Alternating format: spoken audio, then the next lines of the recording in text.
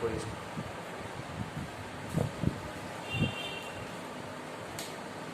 आज हम लोग 12th का टॉपिक स्टार्ट करते हैं। 12th में तो बहुत सारे टॉपिक पढ़ना है। इसमें एक टॉपिक जो है इलेक्ट्रोस्टैटिक्स है। ऐसे बहुत सारे टॉपिक में आपको पढ़ना electrostat, current, optics, modern physics, wave optics, ये सारे टॉपिक्स को आपको पढ़ना है। उसमें से एक टॉपिक इलेक्ट्रोस्टैट है। इसका भी जो है एग्जाम में अच्छा खासा इम्पोर्टेंस है। अगर आप इंजीनियरिंग का प्रिपरेशन कर रहे हैं तो 2 क्वेश्चन इससे आते हैं। नीट का अगर तैयारी कर रहे हैं उसमें भी 2 से 3 क्वेश्चन इसे पूछे जाते हैं।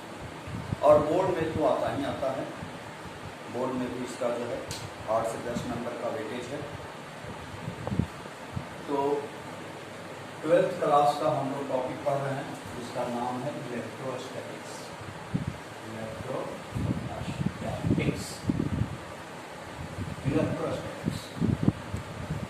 इलेक्ट्रो का मतलब होता है चार्ज। इलेक्ट्रो का मतलब है चार्ज। और स्टैटिक्स का मतलब होता है एट रेस्ट। इसका मतलब ये हुआ कि चार्ज को अस्थिर करके उसके प्रॉपर्टी को अगर हम एक्सप्लेन करते हैं तो उसको हम लोग इलेक्ट्रोस्टैट कहते हैं। उसका डेफिनेशन लिख सकते हैं। Electrostatics is the branch of physics. Electrostatics is a branch of physics. Is a branch of physics which deals property exhibited by stationary charge. Electrostatics is a branch of physics which is property exhibited by stationary charge. हम लोग को main focus करना है stationery charge. Charge stationery होना चाहिए। Charge stationery का मतलब है कि charge density on the body constant with time, इसी को हम लोग स्टेशनरी चार्ज कहते हैं। और इस चैप्टर में हम लोग चार्ज को स्टेशनरी कर उसके प्रॉपर्टी को एक्सप्लेन करें। जब तक चार्ज स्टेशनरी नहीं होगा तब तक हम इलेक्ट्रोस्टैट में उसका एक्सप्लेनेशन नहीं करेंगे। अब जो है हम लोग समझेंगे इलेक्ट्रिक चार्ज। सिंपली इसको चार्ज कर सकते।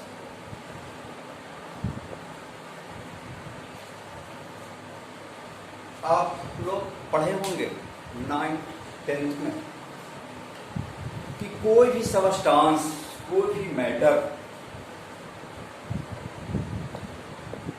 का कंपोजिशन जो हुआ है वह एटम से हुआ है। Any matter are form by the atom और each atom contain 3 fundamental particles. ये सब आपको पढ़ना था 9th 10th में। अब जानते हैं कि 3 फंडामेंटल पार्टिकल्स में एक है इलेक्ट्रॉन, दूसरा है प्रोटॉन, तीसरा है न्यूट्रॉन। इलेक्ट्रॉन जो है वह न्यूक्लियस के अराउंड, एटम में न्यूक्लियस के अराउंड रोटेट करता है, जबकि न्यूट्रॉन और प्रोटॉन जो है न्यूक्लियस में होते हैं। और इलेक्ट्रॉन जितना निगेटिव चार्ज कैरी करता है उतना ही प्रोटॉन जो है पॉजिटिव चार्ज को कैरी करता है, जिसके वजह से each atoms are a neutral, और हर एक एटम जिसके वजह से क्या होते हैं, न्यूट्रल होते हैं। ठीक, अब एटम जब न्यूट्रल होंगे तो उससे बना हुआ जो मैटर होगा, उससे बना हुआ जो सबस्टांस होगा, वह भी क्या होगा, न्यूट्रल होगा। क्योंकि जितना इलेक्ट्रॉन है उतना ही प्रोटॉन है। इलेक्ट्रॉन नेगेटिव चार्ज कैरी कर रहा है, प्रोटॉन पॉजिटिव चार्ज कैरी कर रहा है, तो net charge on the atoms on the matters क्या हो गया, जीरो। इस एटम में से इलेक्ट्रॉन को रिमूव करना इजी है इन कंपैरिजन टू प्रोटॉन, क्योंकि प्रोटॉन जो है वह न्यूक्लियस के अंदर होता है, और न्यूक्लियर अट्रैक्टिव फोर्स के वजह से वह जो है proton proton, neutron neutron, proton neutron एक दूसरे से हाईली बॉन्डेड होते हैं। न्यूक्लियर अट्रैक्टिव फोर्स के वजह से ये हाईली बॉन्डेड जो है एक दूसरे से होते हैं, इसीलिए इसको रिमूव करना, न्यूक्लियस से आउट करना ये वेरी डिफिकल्ट है। लेकिन इलेक्ट्रॉन को हम लोग इजीली जो है ऑर्बिट से बाहर कर सकते हैं, एटम से बाहर कर सकते हैं। इसके लिए बहुत सारे मैकेनिज्म हैं, आप कुछ मैकेनिज्म के बारे में जानते भी होंगे कि हीट सप्लाई करके इलेक्ट्रॉन को एक्साइट कराया जा सकता है, सनलाइट फॉल करा करके इलेक्ट्रॉन को आप एक्साइट कर सकते हैं, ऑर्बिट से रिमूव कर सकते हैं, एटम से बाहर कर सकते हैं। तो बहुत प्रोसेस है, बहुत सारे मैकेनिज्म हैं जिसके हेल्प से आप इलेक्ट्रॉन को एटम से, मैटर से आप रिमूव कर सकते हैं, ट्रांसफर कर सकते हैं, बाहर कर सकते हैं। तो इलेक्ट्रॉन को बाहर जब कर देंगे मैटर से, एटम से, तो ऐसे केस में सबस्टांस के ऊपर, मैटर के ऊपर इलेक्ट्रॉन की डिफिशियंसी हो जाएगी, और इलेक्ट्रॉन की डिफिशियंसी होने की वजह से वह बॉडी जो है, वह मैटर जो है पॉजिटिवली चार्ज हो जाएगा, क्योंकि प्रोटॉन सब प्लस हो जाएंगे, पॉजिटिव चार्ज हो जाएगा। और वही इलेक्ट्रॉन अगर दूसरे सबस्टांस, दूसरा मैटर अगर गेन करता है, तो वैसे केस में अदर मैटर, अदर बॉडी जो है वह निगेटिवली चार्ज हो जाएगा। तो हम कह सकते हैं किसी मैटर को, किसी सबस्टांस को अगर चार्ज करना है तो एक ही प्रोसेस है इलेक्ट्रॉन का ट्रांसफर करना। इलेक्ट्रॉन को ट्रांसफर करके ही हम बॉडी को चार्ज कर सकते हैं। इलेक्ट्रॉन ट्रांसफर करने का बहुत सारा वे है, बहुत सारा प्रोसेस है, इससे हम इलेक्ट्रॉन को ट्रांसफर कर सकते हैं। तब हम चार्ज के बारे में क्या लिख सकते हैं,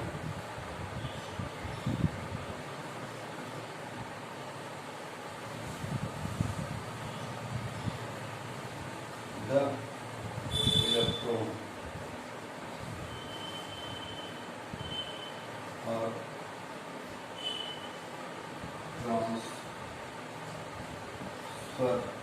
from one body to another body, one body.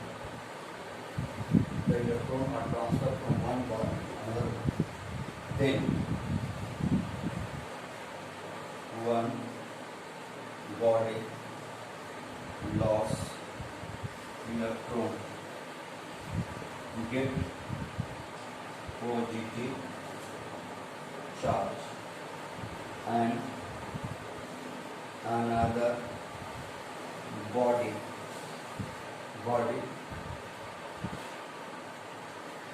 gain electrons get negative charge। क्या लिखे हैं, the electron are transferred from one body to another body, then one body loss electron get positive charge and another body gain electron get negative charge। कहने का मतलब है electron के transfer से ही किसी बॉडी को क्या कर सकते हैं, चार्ज कर सकते हैं। तो चार्ज करने के लिए इलेक्ट्रॉन को क्या करना होगा, ट्रांसफर करना होगा। इलेक्ट्रॉन को ट्रांसफर करना है। इलेक्ट्रॉन ट्रांसफर से हम लोग बॉडी को चार्ज करेंगे। अब जो है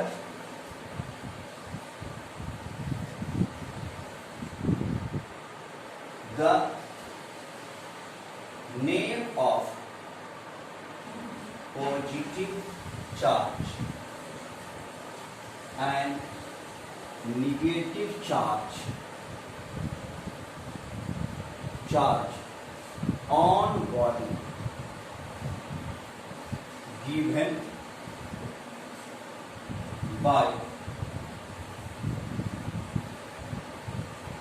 American physicist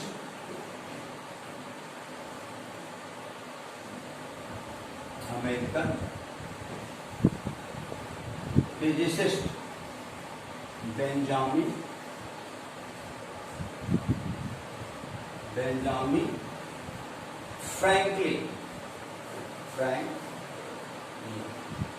इस अमेरिकन फिजिसिस्ट है जिनका नाम था बेंजामिन फ्रैंकलिन। एक the name of positive and negative charge on body के ऊपर जो पॉजिटिव चार्ज और नेगेटिव चार्ज डेवलप हुआ उसका जो नेमिंग जो दिए, नाम जो दिए, वह अमेरिकन फिजिसिस्ट बेंजामिन फ्रैंकलिन। एक बॉडी जो इलेक्ट्रॉन लॉस करता है वह पॉजिटिवली चार्ज हुआ और जो बॉडी इलेक्ट्रॉन गेन करता है वह क्या हो गया, नेगेटिवली चार्ज। ठीक है। अब जो है हम लोग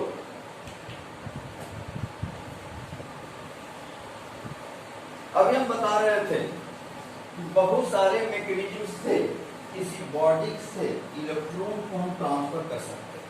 उसमें से एक मैकेनिज्म है फ्रिक्शन, जिसको कहते हैं हम लोग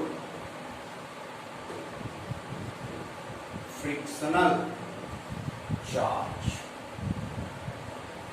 तो फ्रिक्शन के हेल्प से भी बॉडी को चार्ज कर सकते हैं। ऐसे हम लोग इलेक्ट्रोस्टैट में जनरली 3 तरह से बॉडी को चार्ज करते हैं। एक हो गया फ्रिक्शनल चार्ज मेथड, दूसरा हो गया इलेक्ट्रोस्टैटिक इंडक्शन और तीसरा हो गया series of charge.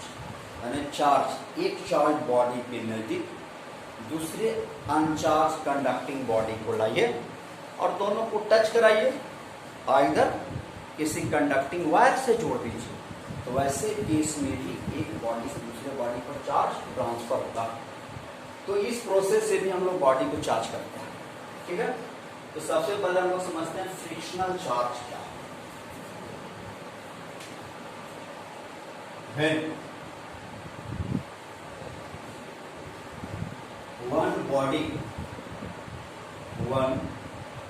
body is rubbed with another body, then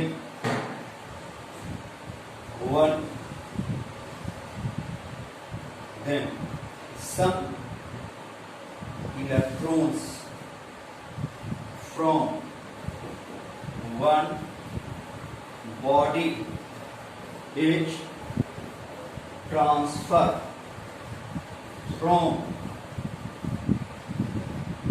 some electron from one body is transferred to another body. Then due to this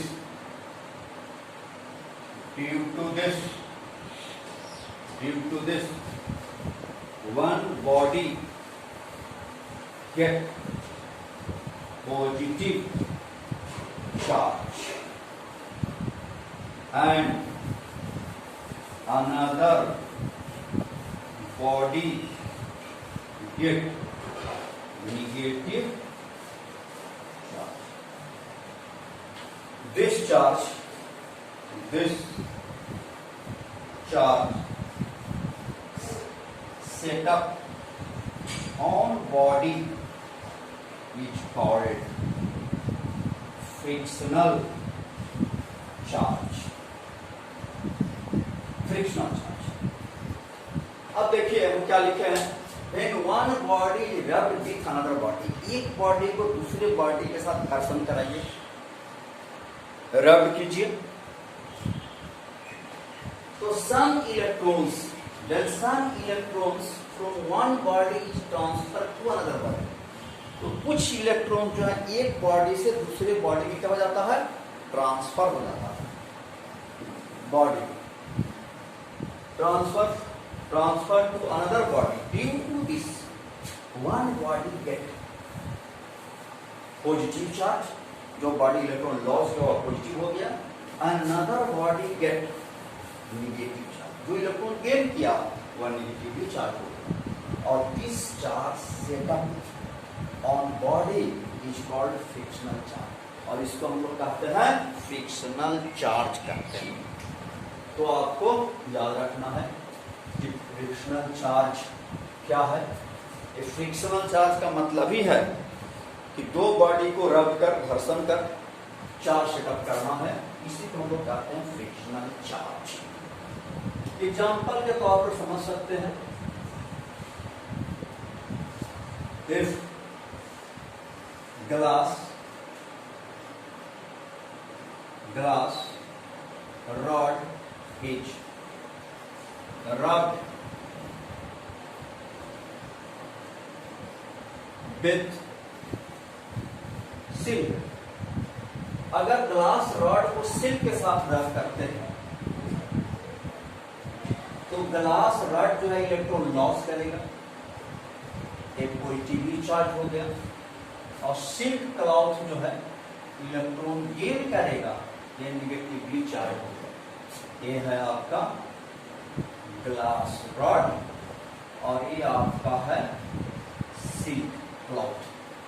तो सिल्क क्लॉथ जो है पॉजिटिवली चार्ज हो गया, सिल्क क्लॉथ जो है निगेटिवली चार्ज हो गया, और ग्लास रॉड जो है वह पॉजिटिवली चार्ज हो गया। तो आप सोच रहे हैं आखिर ऐसा चार्ज क्यों सेटअप हो, क्योंकि देखिए रब करने से होता क्या है कि हीट जनरेट होता है दोनों बॉडी के बीच में, और हीट प्रोड्यूस होने की वजह से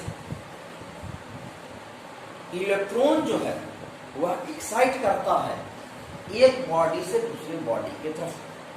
अब कौन सा इलेक्ट्रॉन एक्साइट करेगा, किस बॉडी का इलेक्ट्रॉन एक्साइट करेगा, जिस बॉडी का इलेक्ट्रॉन लूजली बॉन्डेड है न्यूक्लियस से, वह इलेक्ट्रॉन जो है वह एक्साइट कर जाता है टुवर्ड्स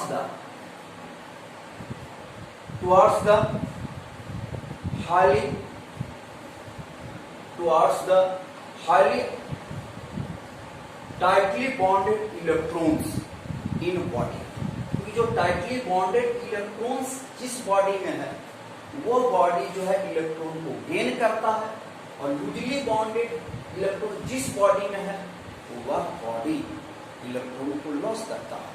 वह क्यों होता है, क्योंकि रब करने से थर्मल एनर्जी प्रोड्यूस होता है, और थर्मल एनर्जी की वजह से इलेक्ट्रॉन जो है ट्रांसमिट करते हैं, ट्रांसफर करते हैं। तो कहने का मतलब है ये मेन प्रोसेस हो रहा है थर्मल एनर्जी की वजह से। यहाँ ग्लास रॉड का इलेक्ट्रॉन जो लूजली बॉन्डेड है इसलिए यह लॉस किया, तो सिल्क क्लॉथ जो बॉडी है उसका इलेक्ट्रॉन जो है वह टाइटली बॉन्डेड है, तो जिसकी वजह से गेन किया। पहला एग्जांपल। दूसरा एग्जांपल है, if plastic rod is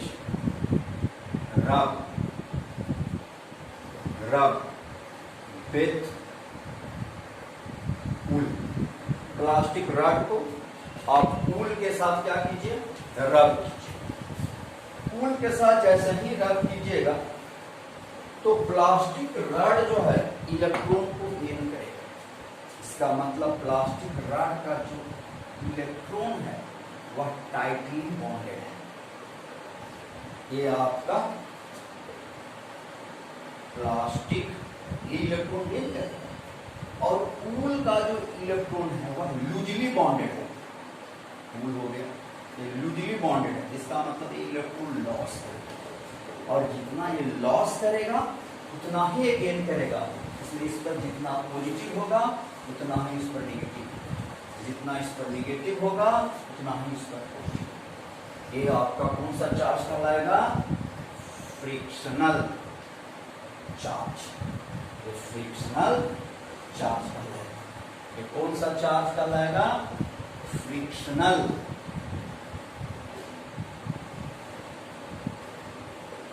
frictional charge, क्योंकि फ्रिक्शन की वजह से चार्ज करता है। प्लास्टिक रॉड ये इलेक्ट्रॉन को गेन कर रहा है और कूल जो है इलेक्ट्रॉन को लॉस कर रहा है। यहाँ इलेक्ट्रॉन लूजली बॉन्डेड है, यहाँ इलेक्ट्रॉन टाइटली बॉन्डेड है। यह ऐसा इसलिए हो रहा है क्योंकि रब करने की वजह से, फ्रिक्शन की वजह से दोनों बॉडी के बीच में थर्मल एनर्जी डेवलप हुआ और थर्मल एनर्जी ही इलेक्ट्रॉन ट्रांसफर होने का जो है कारण बना, जिसकी वजह से इलेक्ट्रॉन ट्रांसफर हुआ। तो इसको हम लोग कहेंगे फ्रिक्शनल चार्ज। इस तरह से हम लोग किसी बॉडी के ऊपर चार्ज डेवलप करते हैं। ठीक है, अब जो है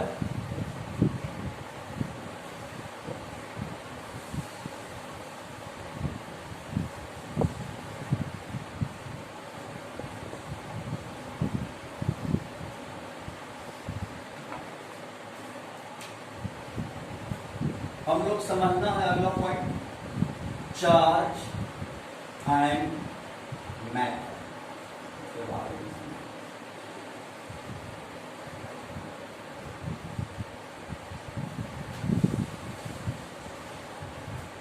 The amount of charge